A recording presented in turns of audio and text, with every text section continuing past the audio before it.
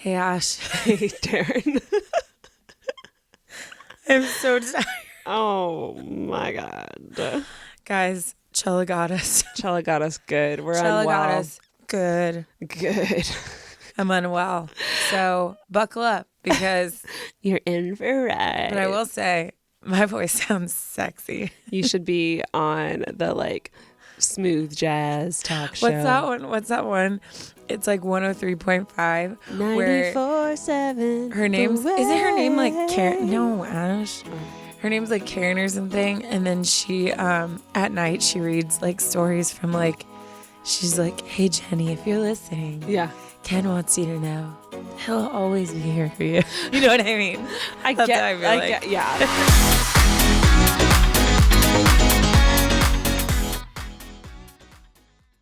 Today's episode is brought to you by Year and Day. From Mondays to birthdays, your table is where you nourish yourself, your friendships, your family. That's why Year and Day believes it's worth it to set the table that you love. Year and Day gives you everything you need and nothing you don't to set the perfect table. Their curated assortment of high-quality dishes, flatware, and glasses was designed to enhance your modern life at home.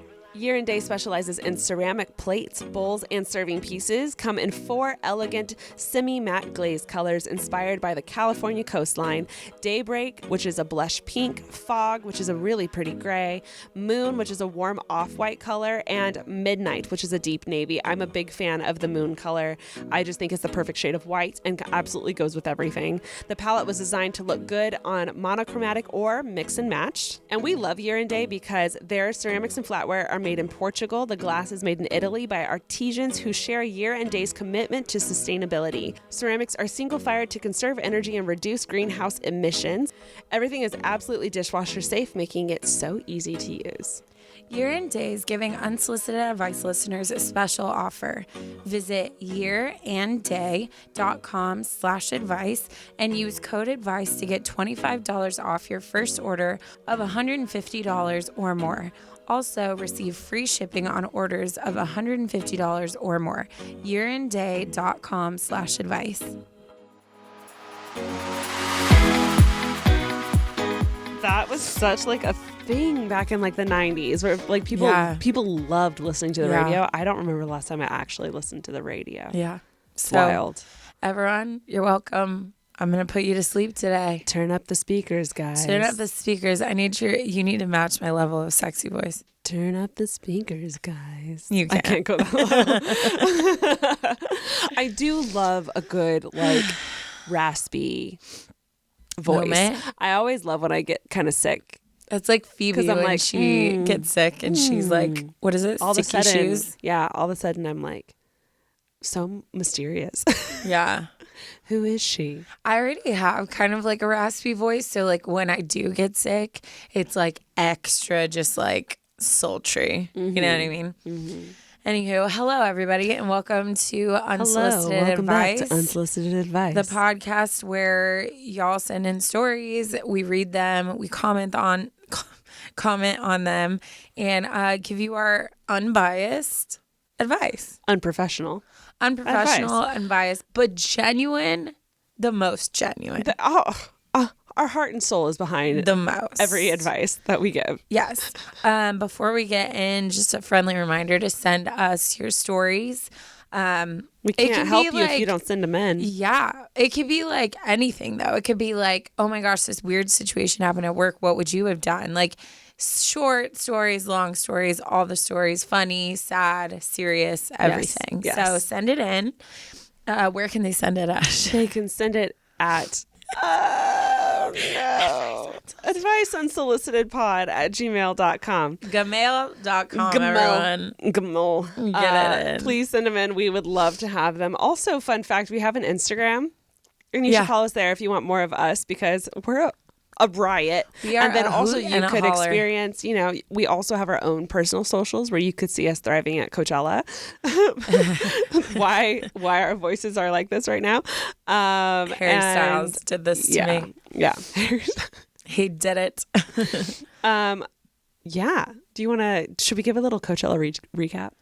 Yeah. Coachella was, well, it's so interesting because I definitely think Coachella's like changed over the years. For sure. Yeah. Where- Also, it's been 2 years. It's been 2 TikTokers years. weren't a thing when we were there last That's time true. at all. I was dying. Like at one point I was standing in line and I look over and I'm like, why do those boys look so familiar? And it was those, have you seen those TikToks where like the elevator opens and it's like, what would you do if like we walked in the elevator? And it's all these like cute boys, whatever. So it was like a few of them, right? And like one of them looked at me and smiled, and I don't know why I just started like laughing because I was just like, this is weird. Like the fact that like you're famous for being like wild? thirst trappy, you know? It blows my mind that TikTok was not a thing the last time we went to Coachella. Yeah. And now all the parties were just full of TikTokers. Oh, that's like all that was there was TikTokers. Yeah, like we got VIP tickets. Everyone in VIP.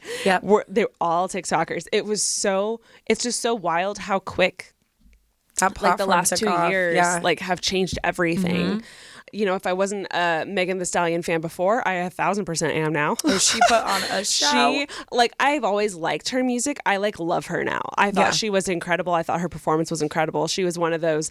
The difference between her and like other performers was she just full send. Like her entire thing. Every song was so intentional and purposeful, and like she danced so hard for every single one, and she was working. Well, also I think people like who perform at Coachella forget how big of a stage and venue it is. Yeah. So like when it's just one person up there, unless you are just like an iconic person, like you have to give the people like something. You gotta give a lot. Yeah. So which like usually I will say I was a little bummed this year with the lineup just because like, I mean, me and Ash are like really into music and bands and stuff. And there was like no bands. It was like a lot of just like single performers. Artists. Yeah. Yeah. And a lot of like really mainstream stuff. So that was one thing I was a little bit sad about. Like I felt like Coachella was more just like, oh, I'm with my friends and I'm going versus like years before I'm like, oh my God, I get to see this person, this person. Yeah. So I was like not really excited musically other than like, of course, like it was great seeing like Harry Styles and, you know, like a couple of like the big performers. But that was like my one thing where I was kind of like bummed about. Also, I wrecked my feet the first day, so I was like not well. Taryne was out of commission all weekend because you wore shoes that weren't the comfiest. So she had horrible blisters all weekend. I crushed it in the shoe category. I don't know why. I wore the comfiest shoes all weekend. I was fine. It wasn't until like the end of Sunday that I was like, okay, I'm feeling it. Which like most people by the end of the day. Yeah. But I like wore sneakers the whole time. I didn't bother with boots I've done booties in the past. Waste of time. You can't walk. You can't walk. For sure. For sure. I saw a girl in like straight up heels and I was like, how are you alive? Yeah, I was like, what are you doing? That's but awful. Also I felt so old. Coachella. We are. Because I was just like, my allergies. It was so funny. My friend Tommy came up and he was like sneezing nonstop. And I definitely felt like I was like Mary Poppins of the group this year. Like I had my blister kit with me. I was like dressing people's like blisters. Like, oh, you have a headache? I have Advil, like whatever. So he's sneezing and I was like, oh my God, do you need a Claritin? He was like, yeah. So I hand him a Claritin and he takes it.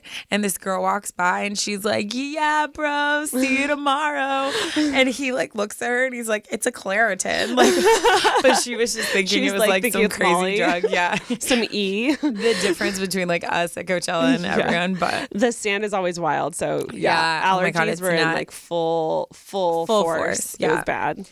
Yeah, but we're back. We are back. We survived. I'm not recovered. I stupidly scheduled a biopsy on my neck, like literally like 2 days after I got back. So I'm not only like physically, emotionally drained, but like my neck is throbbing. So it's just been like we're in a rough spot. It's been a week. But we're in a rough spot. We're recovering. But yeah, so we're back and now we're back in business. Let's go. UA stops for no one. UA stops for no one. We are recording today. We're getting through it. We're doing the damn thing. No makeup, no voice, but we're going for it. Well, normally we go into the Turn It Up segment at this point. This is the funny part where you guys send in hilarious, embarrassing stories and we just all get a good laugh at you collectively. So if you have anything funny that has happened in your life that you want to share, please send it in because we would love to laugh at you. But with you, but with, also at you. Today, I figured Taryne can go ahead and share something that happened to her this weekend. Speaking of Coachella, I wasn't there for this and I'm devastated, but everyone in our group went out of their way to come up to me and say, yeah, it was bad. And I was like, oh no, I wish someone got it on film. Out of all of the YouTubers in our group, no one caught it on film. Okay, so in their defense, we were running to go see Carly Rae Jepsen. And, you know, the field is massive. It's like so big. A massive field. And I actually did get a picture of the hole with Kaylee put her fist in it because we were dying. But I'm running across the field and all of a sudden my ankle just straight up like bends in half and I like Superman fall into the field, right? And I'm literally laying on the floor. And you know, like I think Murph and Kaylee were with me and they're like, okay, like pop up. And I'm laying there and I'm like, is my foot still attached to my body? Like it hurt so bad. No. And then we look behind and then we're all dying because there's this like probably the size of like a softball, like, you know, like just a hole in the grass. And like, what are the odds that my heel of my shoe just lands directly into it? But yeah, I fell so hard. Like it was like hard enough that everyone in the vicinity like froze. Like nobody even laughed. That's how you know it's bad. Yeah. When like no one even laughs. Everyone just stopped to be like, are you okay? And then like the crowd moved on when I just was like laying there like, I'm just going to lay here a minute. I just need like 5 minutes. I just it need was a second. so bad. It was so bad. I got a text. Taryne texted me and was like, so I fell. I was at a brand deal that I had to go to for my partnership with them. And I couldn't be there for that. But she texted me and is like, so I fell. Dude, and I was like, oh no. And then I get there and one by one, everyone comes up to me and goes, oh my God, that's a giant hole. It's a huge hole. We'll post it for you guys on Instagram. It's a giant hole. One by one, all of our friends come up to me and goes, did you hear Taryne fell? And I was like, yeah, I heard. Was it bad? And they were like, oof, it was really bad. I was like, oh my God. I fell at Alicia's party. I'm like, oh my God. We just did a Taryne up of you falling. It was the same ankle. So I think that's why I was phased so much because like my ankle was just starting to like build back strength. Yeah. But man, I broke my ankles. It was terrible. Broke my ankles. It was terrible. But yeah, so that was my Taryne up. It was embarrassing. If you're at Coachella and saw a girl go flying, it was probably me. Yeah. But I'm fine. Don't worry about her. She's good.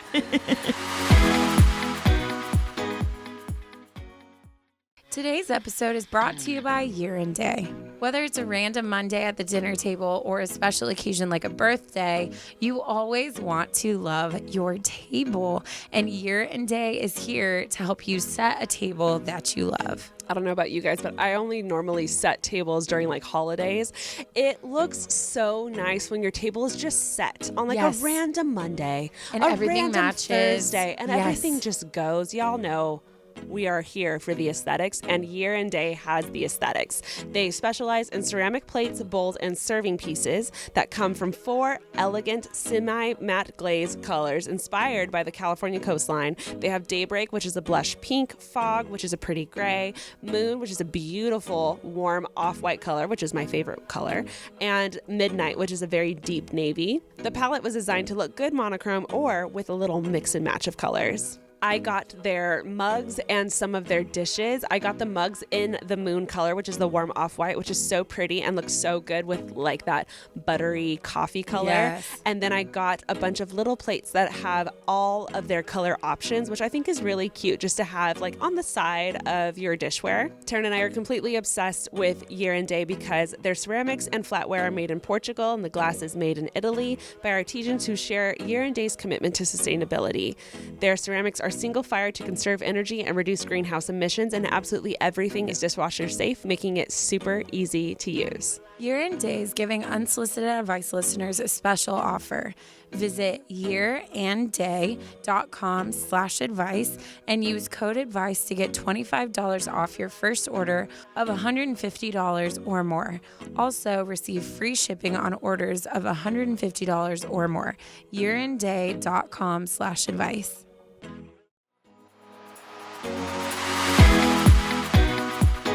All right. Well, let's go ahead and dive on in. Did you want to go first? Do you want me to go first? I have no preference. I'm going to go first. Okay. This one is titled The 20s Blues. Somebody point me in the right direction. 20s, like she's in her 20s. The 20s Blues. Somebody point me in the right direction. They write, Dear Ashley and Taryne, I am 20 years old, almost 21, and in desperate need of some big sister advice from the two girls who have kept me company since the beginning of the pandemic when I discovered this beautiful podcast. Okay, why was that like I the feel sweetest emotional. statement ever? Let's begin with me providing some brief context for the story. As I said, I am 20 years old and have lived in the same Midwest city for most of my life. I'm currently in my third year of college working towards my bachelor's degree in environmental science. While I am passionate about the environment and enjoy the classes, I do not know if I see myself pursuing it as a career right now. On top of that, I also work part-time for a local small business. At the beginning of 2022, I did what most third-year college students find themselves doing, applying for internships. As I was applying for internships, I had a revelation where I began to acknowledge what I actually desire out of my life. This revelation first began with what I want my career to look like, and quickly spiraled into me laying on my bedroom floor, staring at the ceiling, contemplating the meaning of life and what my life purpose is. That's We've heavy. all been there. That's We've heavy, all but been we've there. all been there. Yeah.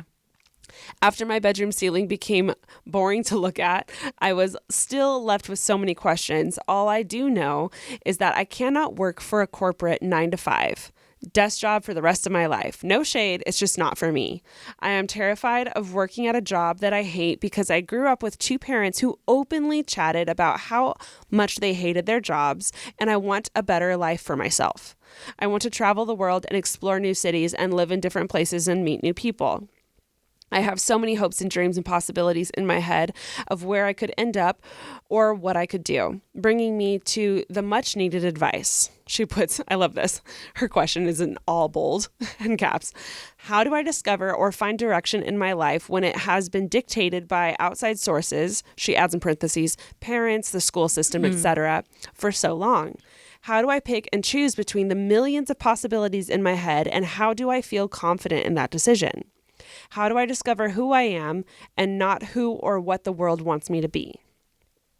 I feel like I am about to be thrown into a world and expected to know what I am doing and what I want to do with the rest of my life. And just simply, I don't know.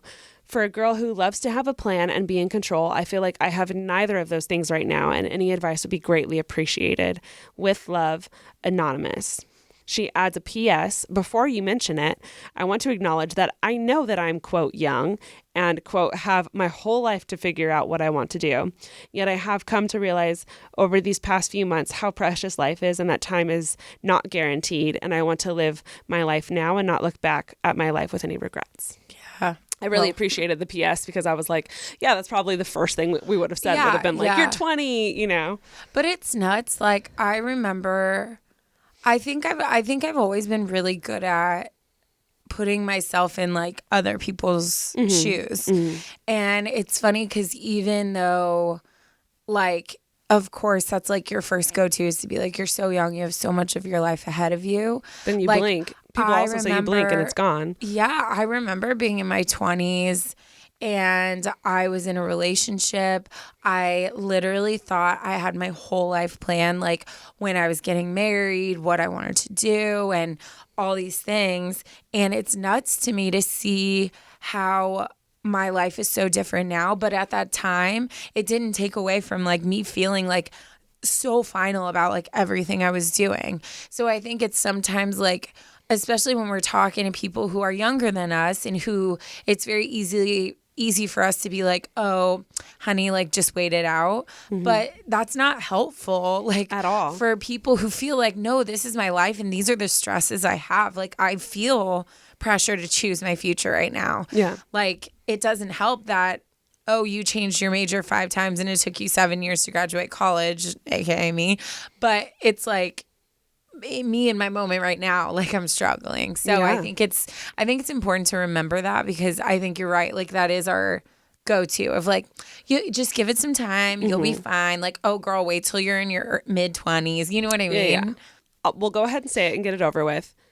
20 is a very confusing age. Yeah. So it does make sense that you are going through this at that age. Yeah. Because it's such a huge transformational time in your life. So that being said, I do think that as a society, we put so much pressure on like career. I remember even in high school, all my friends knew what college they were going to. They knew what they were going to study. I couldn't figure it out for the life of me. too. I couldn't even figure out what city college I wanted to go to. I had no idea what my career path looked like, because I could barely keep up with high school, to be honest.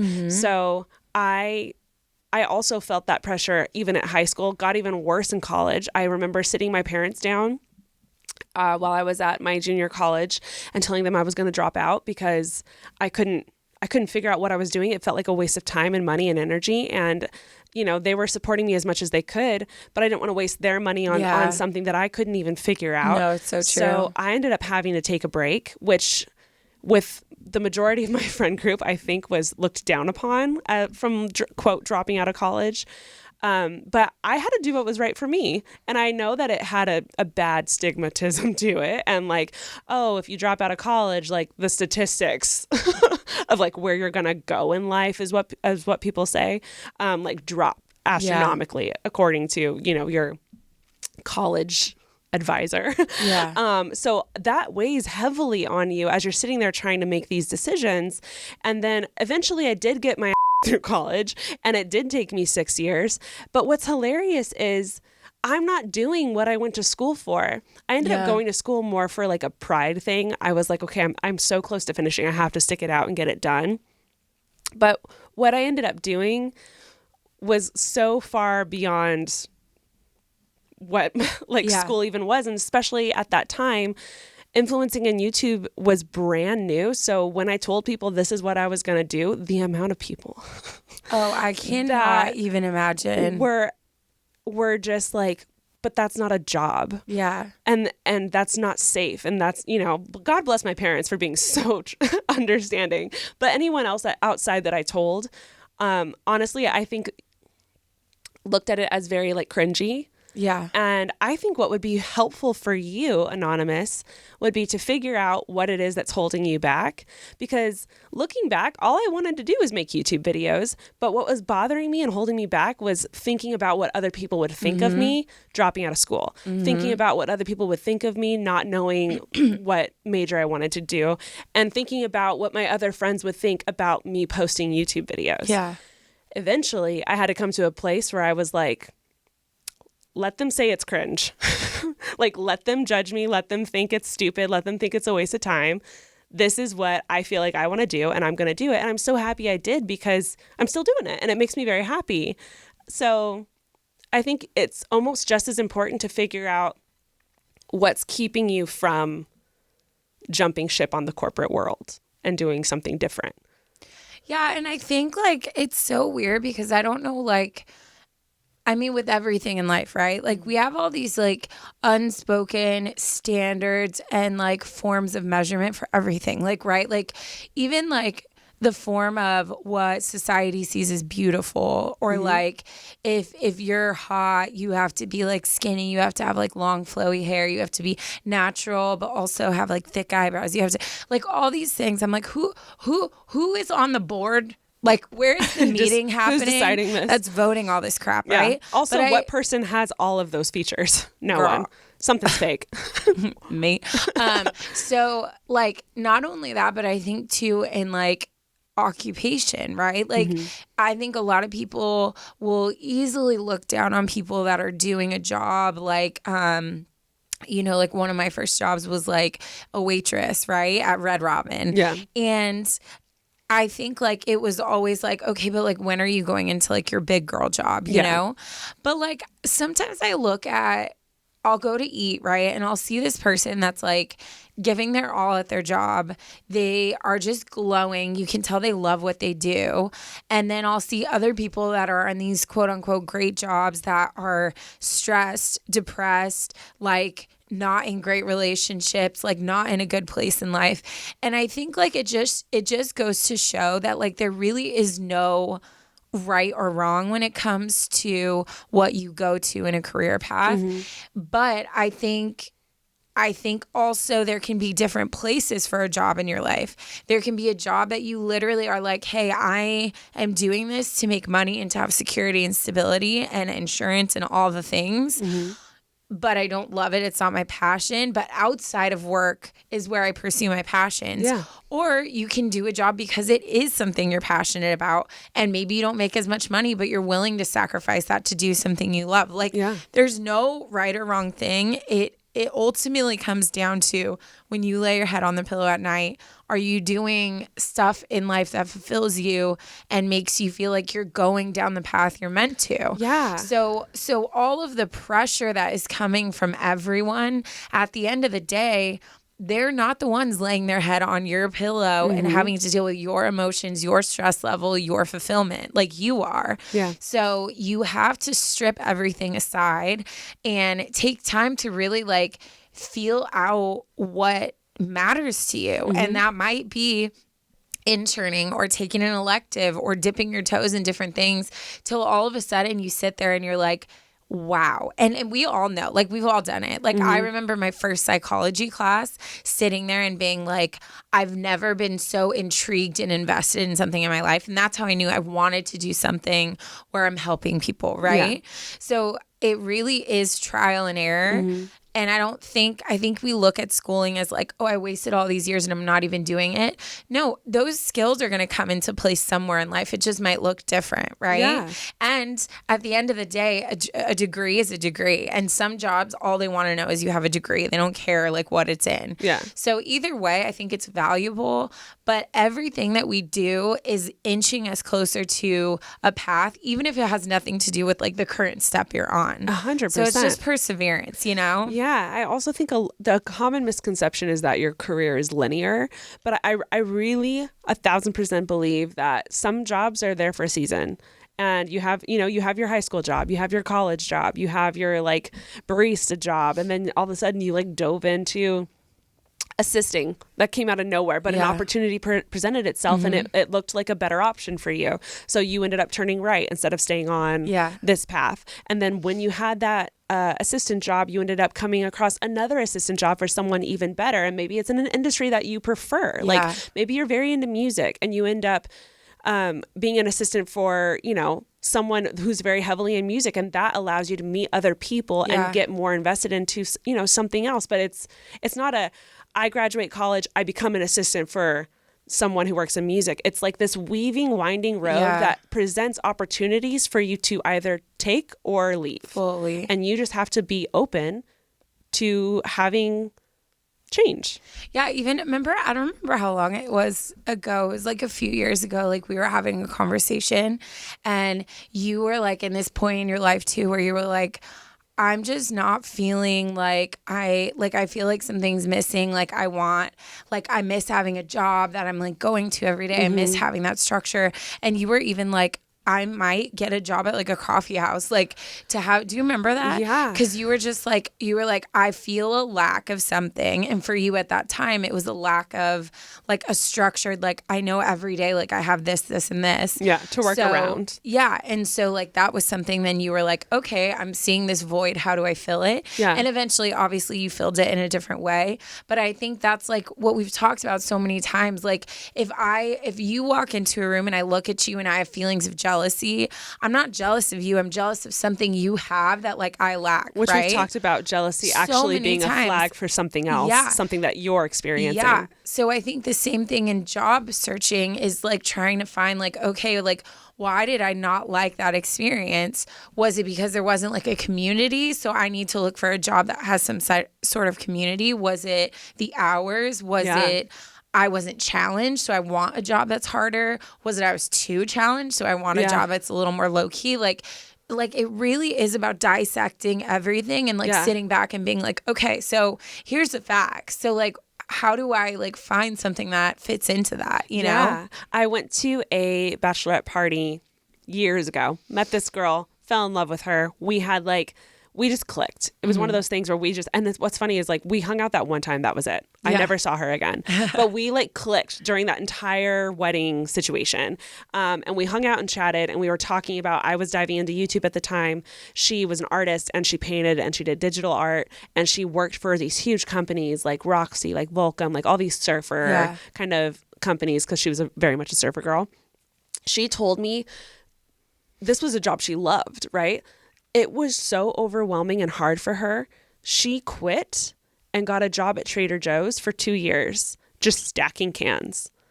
And she said that was the most transformational time in her life because she mentally, emotionally, like could not put out what she was needing to put out for all of these different companies. It was so overwhelming to her. She took a 2-year break, worked at Trader Joe's, stacked cans, became re-inspired, quit her job, and dove back into art again. And it wasn't even her story specifically that struck a chord. It was that she wasn't scared of letting go and doing what she needed to do. And and in the like full spectrum, it helped her fall back in love with something that she loved, you know? So I think the moral of the story, or the message that I'm trying to say, is that it's okay to accept changes if it's in the best interest for you. Yeah. So like if you need to take a break after school and go travel and get that out of your system, there's nothing wrong with that. If you need to go try a random internship that doesn't make sense on your portfolio, that doesn't make sense with your career path, just to like know that you don't want to do it, or to find out if you want to do it, like do it. Oh, 1,000%. Now's the time. So be open to these opportunities coming your way and just see how it resonates with you. Yeah. And I think like to clarify, like both me and Ash, like with what we were saying, like we're not saying that like working at a coffee shop or Trader Joe's is like beneath anything. Like that's not the point. It's being willing to accept doing a job that's outside of like what your initial plan for your life was. Yeah. Because it fills that a different type of void that like you're needing at that time. Yeah. I want to go ahead and say Trader Joe's employees are probably the happiest ones on the planet. Why are they so nice? Yes. I know. I would 1,000% do that. I literally, this is a total side note, but when my grandpa had passed away, I went to a Trader Joe's and I was like having just like a really hard day. And the guy looked at me and he was like, hey, like, how's your day going? And I don't know what it was, because like usually I'm just like, oh, I'm good, you know, whatever. But I like looked at him and I was just like, I'm having like a really hard day. Like my grandpa's funeral was yesterday. I don't know why I'm getting emo. I'm tired. I'm so tired. I'm so tired. Oh my God. I think I'm going to cry, but it's just, anyways, okay. So I was like, my grandpa's funeral was yesterday and like, I'm really having like a hard day. Yeah. And it was so, he just like, he acknowledged it, but he also like kept talking. And in our conversation, he was like, oh, like, do you like flowers? And I was like, yeah. He was like, what's your favorite flower? I was like, sunflower. And just kind of like rolling past like whatever. So as he's finishing up, he was like, oh, hold on one second. He comes back with a bouquet of sunflowers and he was like, I hope you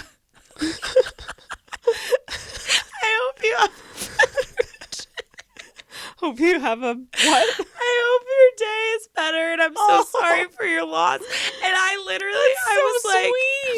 was like, thank you so much. And I literally walked to my car and I was like sobbing. Yeah. Because it was just like such a beautiful thing. Like I ended up like coming back the next day with like a card and chocolates and like left it with the manager because he wasn't there. But it was like just like the most genuine, like to have a stranger just like genuinely care, like, dang, you're having like a hard day. But but I've had like multiple interactions with people who work at Trader Joe's that are just like gems. Yeah.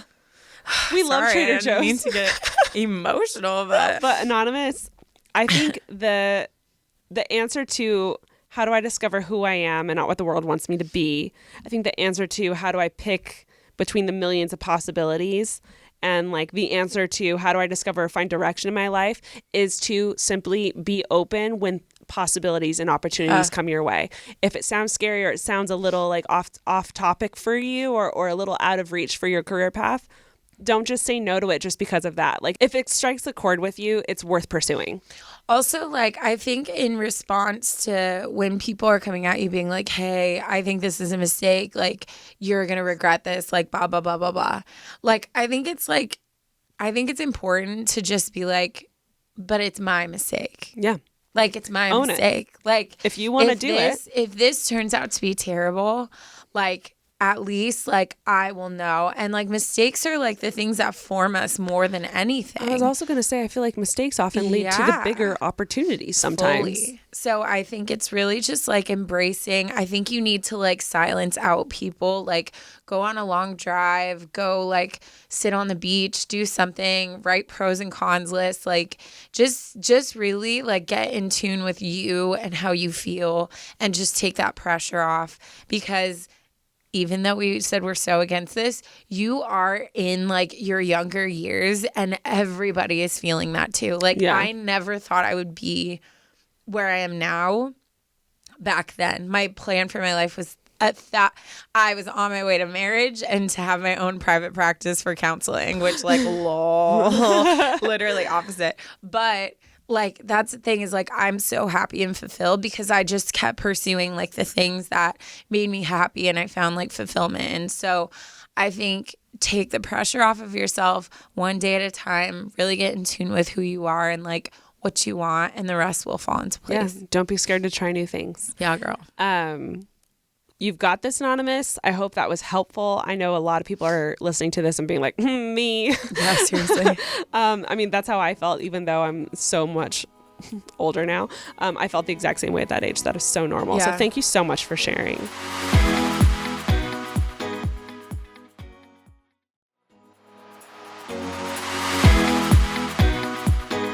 Okay, this one is titled the, in quotes, Who's Busiest Competition. Ooh, that's a great title. Right? Ooh. I know.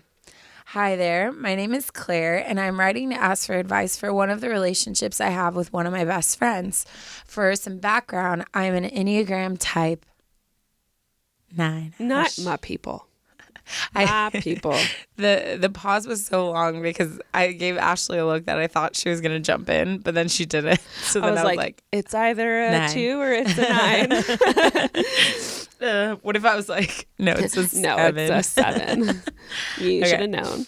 Recently, I moved out of state in order to obtain my master's in nursing. I'm really excited with my change of scenery, and I've been living on my own for the last few months. I have had so much support from my family, friends, and my boyfriend. However, I feel like I'm having a hard time connecting with one of my long-term best friends. I have always tried to support my friend to the best of my abilities. She graduated from college 1 year early and is just now about to finish up with graduate school. I couldn't be more happy and proud of her success. But whenever we get together, I feel like I am not able to share with her about what's going on with me and my new school. She makes frequent comparisons between our school and life schedules and insists that she is always going to be much busier than I am. This has gotten to the point where I don't feel like she supports me in my future career at all. The most recent time that we have met up, I tried to set a boundary so that I could hopefully try to avoid the who's busier competition that she makes in conversations. This mostly worked until we started talking about summer plans after graduation. She will be starting a new job and insists that her hours are going to keep her from having any free time at all. Meanwhile, I will be entering another whirlwind of a semester in nursing school, and I'm trying to keep my head afloat. I'm starting to feel drained every time I see my friend, and I'm frustrated since I was hoping that she would be more empathetic and interested about my life since starting school again. I feel really uncomfortable about confronting her, #9. Yeah. About how I feel since she is not aware of how she has made me feel unworthy when it comes to my achievements in school and my future. Personally, I don't think that I should be having this problem in the first place with someone I consider to be one of my best friends. What should I do? Should I wait for her to come around since she is always going to be hashtag quote unquote busier than me, or learn to walk away and focus on me and my future, as well as spending time with others who really support me. Thanks, the not so busy nursing student. That's hilarious because I'm pretty sure nurses don't get a break. No, Especially, I had a friend that went through nursing school. I didn't see her. Did not see her. Insanity. I've heard it's insane. And I mean, the job alone is insane, let alone school. Like, I Yeah. heard schooling was wild. Yeah. So it's hilarious that she's making you feel somehow less than for not being that busy, which hate the tone. I can hear it through your writing. Yeah. It's a sucky situation to be in because it's because she's making you feel less than. Yeah. Because this doesn't matter who's busy or who's not. Like, that's stupid. Why are we even comparing that? What's stupid is how she's making you feel less than. Yeah. And that's not okay. Mm-hmm. If for some reason, my little 9, you manage to muster up the amount of energy to have a confrontational conversation about this where you address her diminishing your passion and your job, then I think that's where I would direct it. I would be like, let's not with the busy stuff. Yeah. That's stupid. Why are we even discussing that? I want to talk about how you are making me feel like you have a much better job, a much better life than me. Yeah. Because that's not fair. And in fact, that's actually mean. That's just straight mean girl stuff. So like if that is her intention behind it, which I pray to God it's not, then I think you need to leave. Yeah. Because no one needs to be dealing with that, especially in the middle of nursing school. Yeah. Well, it's funny because like I feel like I can relate to this to an extent because I think in the group, especially my group, like when I was out here in LA, I felt a lot of those feelings of like, I think because like everyone was in like the same field. And so like would be talking about the same stuff, like put value in a lot of the same stuff. It was hard for me to feel like my stuff was appreciated or like that people like genuinely cared. You know what I mean? So which is really hard, especially when you're doing something you're very passionate about. Mm-hmm. Like nursing school, she's doing something where she's helping people, like she's pursuing what she wants to do. My job, like my like full-time job is like very much about like helping kids. And so there's a lot of stuff like I have really hard days. I have days that I find like I had like a huge victory or breakthrough with one of my like cases. And so it was really hard for me because like I'd want to share about it. I think it was not as much that people didn't care, but that it just wasn't in the same wheelhouse of stuff that like everyone else was involved with. So it almost felt like isolating a little bit. And so I had to like find my way of being like, okay, if I really want to talk about something, then I need to like interject it. And if people respond in ways that's hurtful to me, then I need to like protect my like news I want to share and share it with people that do get excited. Mm-hmm. And I think it's okay to find those different people for different reasons, you know? Yeah, absolutely. So I think that was like something I had to kind of like morph through. And that was with a group that like genuinely loves me and like never like tried to like intentionally make me feel bad. I think sometimes when people feel really guilty about stuff they lack in, like for her, maybe she's feeling guilty and knowing like she's not being a good friend at all. So her way of always being like, I'm so busy is kind of covering her own butt of like, oh, that's why I haven't been calling. That's why like I haven't really been there. She needs. Yeah, it's like she's needing to feel like, oh my God, well, my life is so busy because she's either seeking attention from you or she's trying to cover her bases because she knows like she's not being a good friend. Yeah. Those are kind of two things that popped in my head when I read it, but I don't know. I could see either one of those being the issue.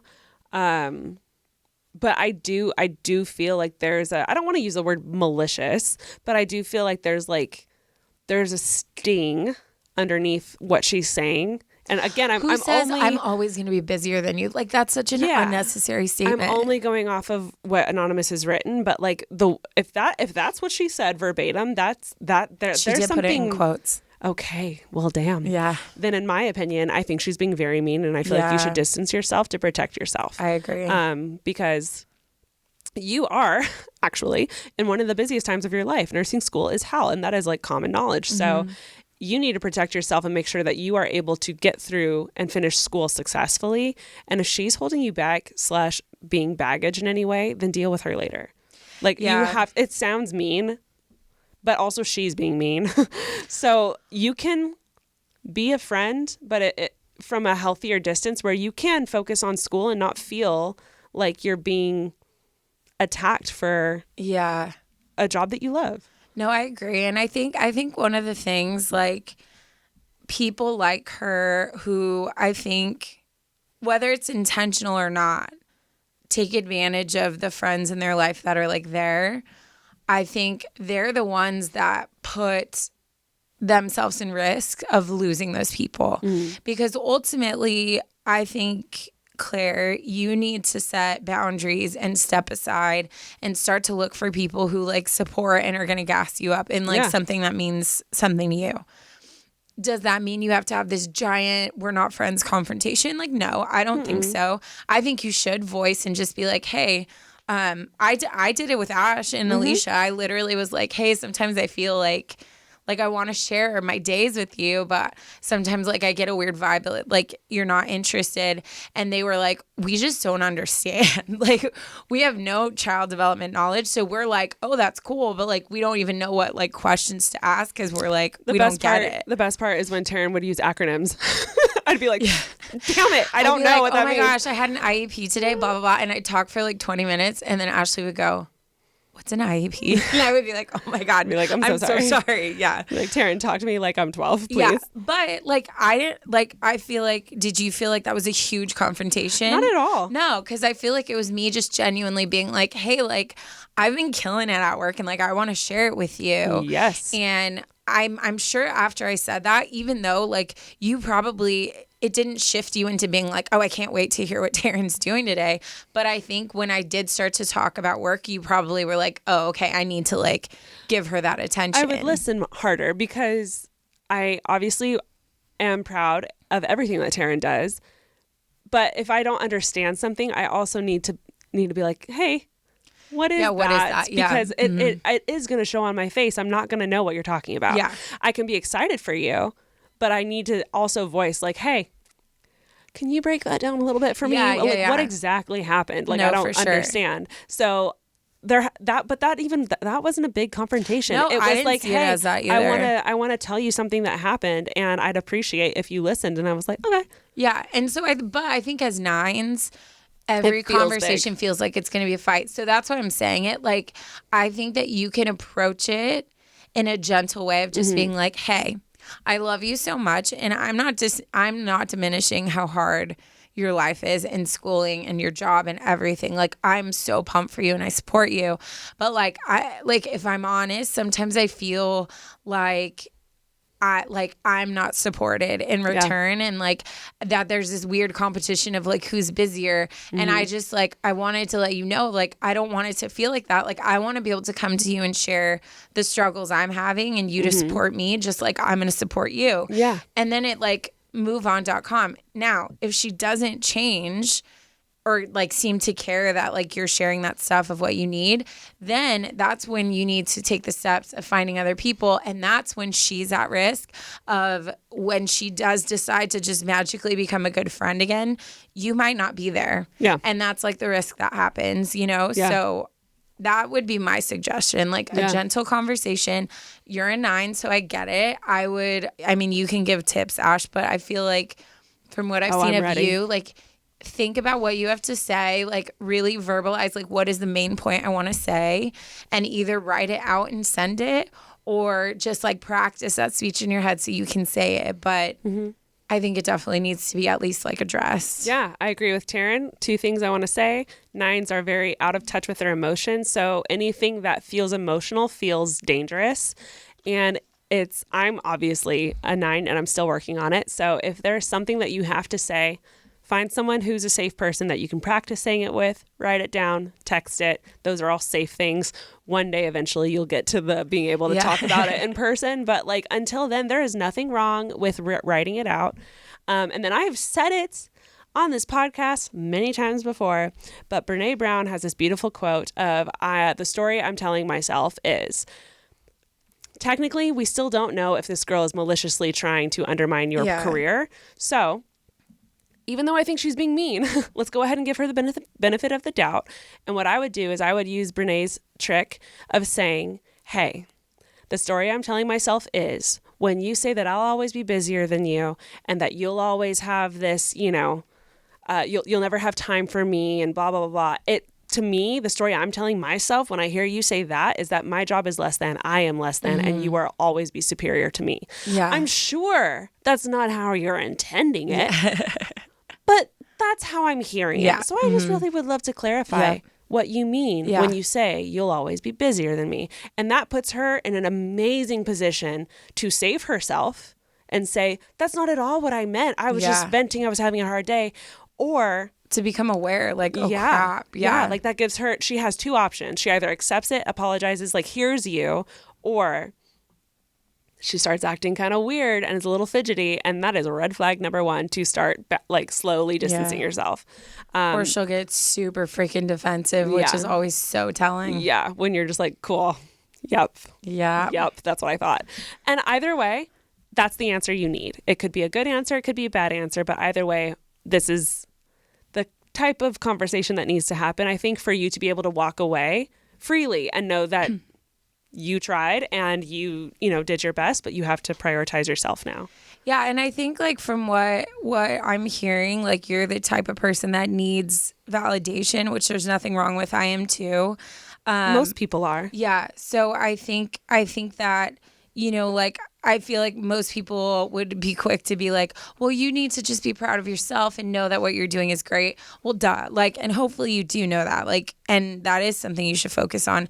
But if you are needing that validation and like positive reinforcement from people, I think you just need to seek out who that is. Like, I know the certain people I'm going to call when I had a really good day at work that are going to be like so pumped for me. Like Ashley's mom, I love talking to her about my job. I was just going to talk about my mom too. Because she asked me so many questions. She's always like so fascinated by what I'm saying. And then she always ends with being like, that was so beautiful that you could be that person. And I always end up getting emotional because a lot of my job is very like unseen.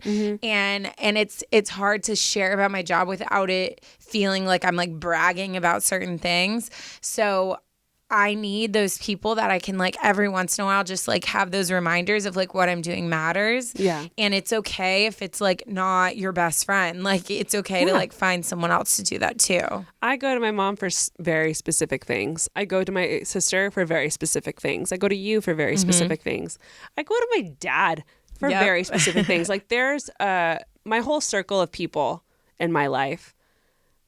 I have very specific talents and gifts that they can pour into you. And when I need help, I run to my mom. Yeah. I don't run. I sprint to my mom because she's so gifted at just listening and caring and just giving the most sound advice. And like, I'll always go to her first and no like mean way, but before my sister, probably before Taryne. Like that's just, she's my mom and she's so good at it, and I'll go to my sister for work stuff. I'll go to you for friend stuff. Like there's just, I think there's nothing wrong in having friends that you allow to pour into you with what they're good at, and 1,000%. Going to them for that. I 1,000% agree. Someone get this girl a shot of espresso. I've hit my quota. We were going to record 2 episodes today, and on the way I texted Ashley. I was like, I can't do it. She said, I can't do it. I said, I'm hurting. I can't, my neck. This is great because I can move my neck to the left a lot easier than the right. So like, it's a perfect, like. Poor baby. Anyways. Thank you, Anonymous, for writing in. Friend drama is always the worst. It is freaking the worst. But I really do think you are saying this with a lot of clarity. And I really do think that this is going to be very beneficial if and when you do end up having this conversation. I think it's going to be so clear to you where this person belongs in your life. Yeah. No, I fully agree. I'm excited for you to get that clarity and to moveon.com. Moveon.com. Here, I'll end with a dad joke. I feel like I haven't done a dad joke. Oh my God, I'm done. Ouch. Yeah. Dad joke in the last couple episodes, have I? I have no memory of it. We blacked out. Yeah, I blacked out. What do sprinters eat before a race? You say sprint. What do sprinters eat before a race? Runny,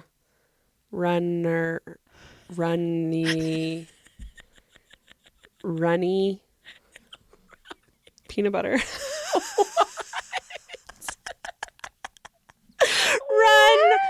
Runny. I'm sweating. Banana split.